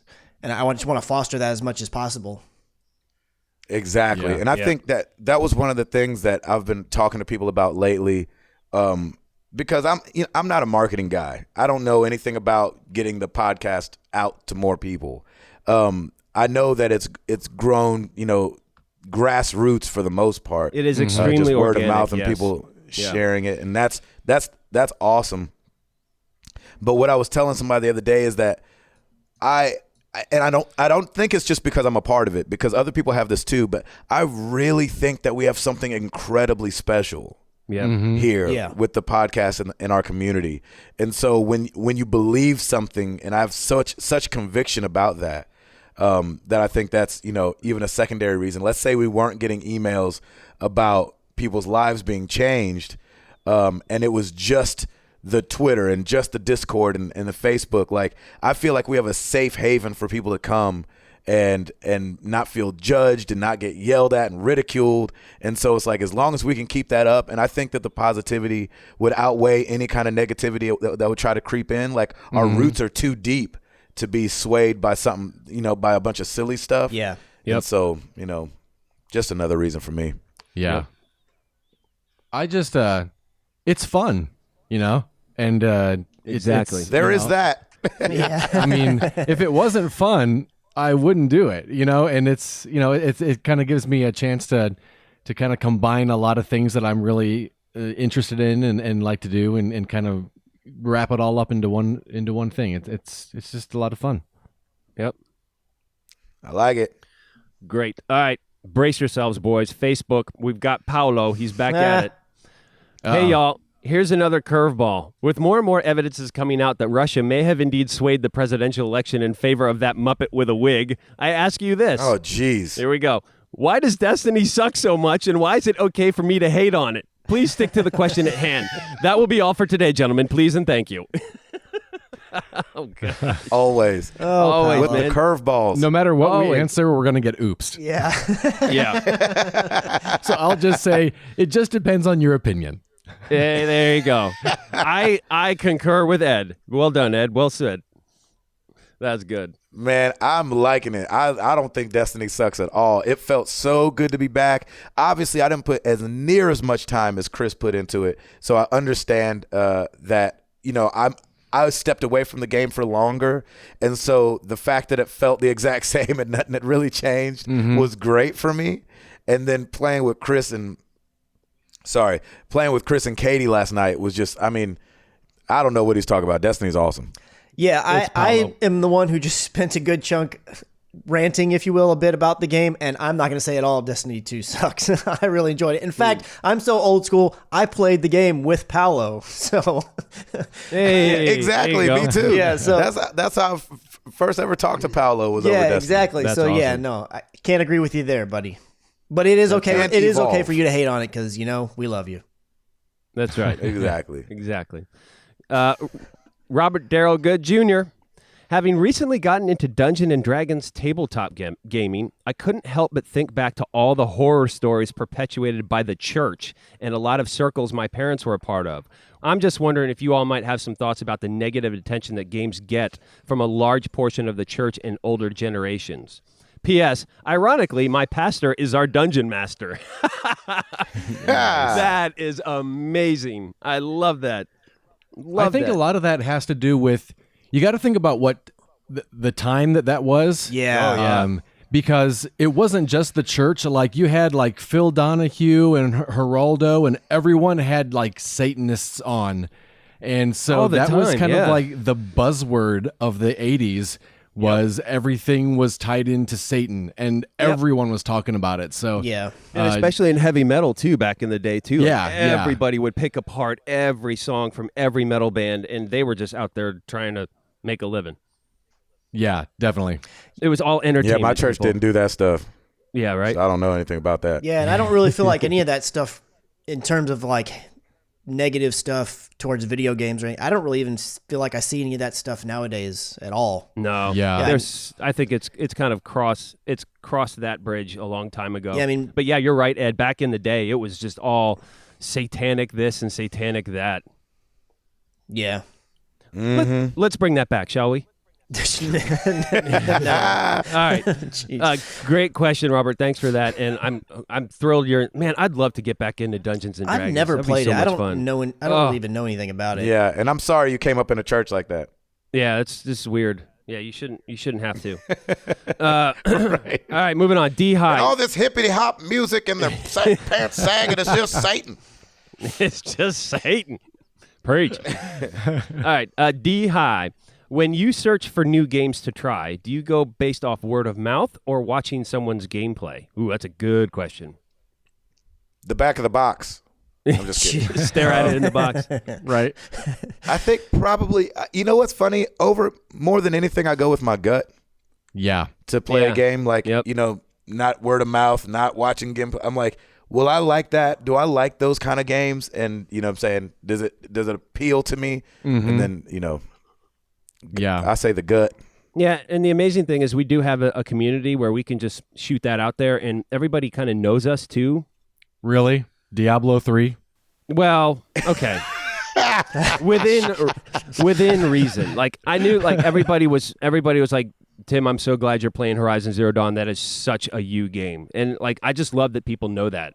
Yeah. And so, yeah, I would definitely like, hey, I'm thinking about this. What do you think?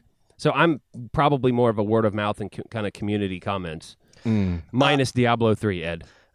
I base mine off of my gut reaction as well, but my gut reaction is always tied to the gameplay that I've seen. So I guess my ultimate answer has to be gameplay, but it's usually not from necessarily after the game is released and I'm watching somebody on Twitch or YouTube. It's more about gameplay trailers. Those usually, I can tell, I can look at that, kind of see the direction they're going, maybe some of the mechanics, and I can usually get a pretty good feel at that point. Is it something I want to pursue, or do I need to look further? And I've been swayed later on down the road where something doesn't really interest me, but then the more I see, I build an interest. But usually, pretty much off that first gameplay trailer, not a CG one, but gameplay, I can decide pretty accurately if this is going to be a thing for me or not. Yeah. They're all CG ones. Kind of, yeah. I'm just kidding. Or play it on a PC. That's a niche market. You can't do that. I know. All right. Last and final question at Twitter, at Calm Fury. Now that you've played the beta, is it just me or does Crucible feel like Halo 2? I feel smaller, tighter maps of 4v4 makes for more action. Chris? Yeah, that's another thing. Do not like the PvP being 4v4. I think it's ridiculous that it's not 6v6. If anything, they should have opened it up to being 8v8 because you can be 8 people at the very least on the PlayStation anyways on a party. I think you can do 12 on Xbox. Why they made it smaller when they do have Trials of Osiris, which they have confirmed is coming over, which is a more hardcore focused PvP mode that's smaller parties. It's like you already have that. Why would you shrink the big PvP even smaller? Seems like a dumb decision to me. I don't know if it feels like Halo 2 because I didn't play Halo 2 multiplayer. Yeah, I'm not loving 4v4 either, only because like your mistakes are more out there, maybe. It definitely is more intense. Like when you're doing, capture the different areas, it's really hard to hold when there's 3 areas and 4 people on the team. And so maybe that's what they were wanting. But, yeah, I don't know. I guess, here's the thing.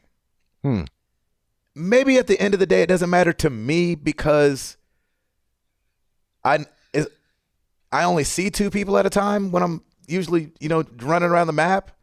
And so I don't know if it's just that I know it's 4 people. Like it could be 8 people over there and the map bigger. Yeah. And I'm still only going to run into 2 to 3 people at a time. Yeah, because I did the same thing in Destiny 1. I had the same kind of feelings you're describing, but it was 6v6. The maps were just most of the time a little bit bigger. So Right. So maybe it doesn't matter.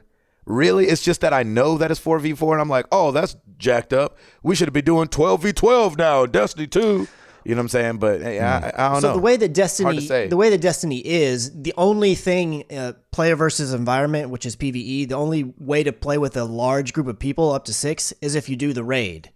So the only other thing in the game to do with like a party of like 5-6 people was PvP. And now they took it away. It used to be a casual thing where you could just jump in a party with friends, kind of like Overwatch, and you could all just be playing and chatting and stuff while you're doing a thing together in the same game. So why they would reduce that, I just don't see the point in that. It doesn't. Do you think they'll take the raids down to 4 people? No, they'll keep it 6v6. If anything, they might make those a little bit bigger if they get even more complex. But I think they'll stay 6v6.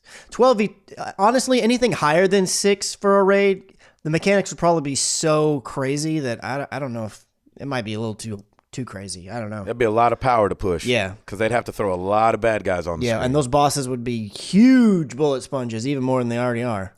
I was about to say, they already are crazy sponges. Nice. That is it for all the questions. Thank you so much, everybody. Appreciate it. Yeah, thank you guys. Your question of the week this week comes courtesy of Chris McCracken. Hey, there you go. Hey, yo. What is your favorite free-to-play game? Free-to-play. What's your favorite free-to-play? The one that doesn't cost you nothing but a good time. I would say for me, Ed? go ahead. Oops, sorry, Tim. Hearthstone. I mean, I haven't really put any money into it, but it's just so much fun to play. Ed? Probably The Simpsons Untapped on mobile. Chris? for me, it's the same as Router. It's Hearthstone, but I'm gonna give a shout out to Paladins because I've put money into it, but I didn't have to, and I enjoyed it so much that I put a little bit of money into it. That's great, man. I'm glad you supported that. That's cool. Yeah. I'm going to say it's a tie between Clash Royale and Plants vs. Zombies 2. Oh, Plants nice. vs. Zombies 1 costs money. Oh, I thought it was the other way around. I thought Plants I vs. thought Zombies it was 1 was free, and I thought 2 was the one that cost money. Huh. Is that what it was? In my think so. memory, it says I that, but I never thought played so. either, so I don't know for sure. Well, whichever Plants vs. Zombie was free, that one. Nice. That's my answer. Nice. Because I feel like the second one was free but had a bunch of ads in it. And you didn't like And that at all. And I was wishing that I could pay really? for it so it didn't Yeah. have ads. Yeah. Oh, I remember you saying that. Yeah, that sounds familiar. So maybe you're right.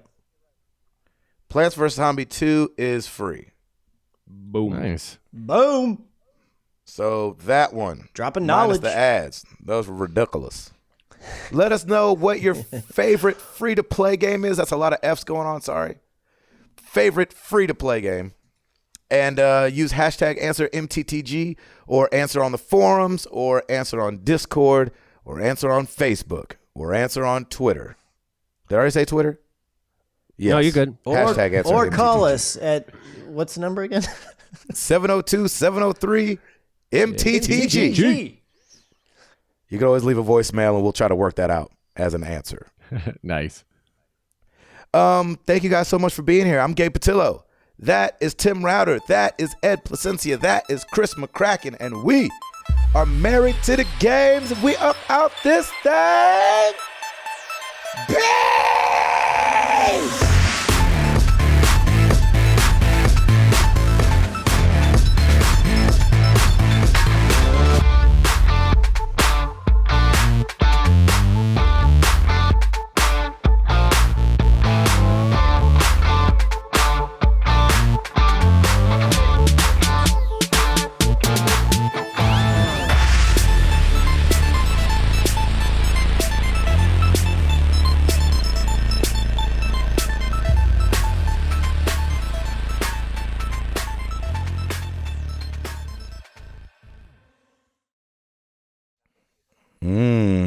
Bacon.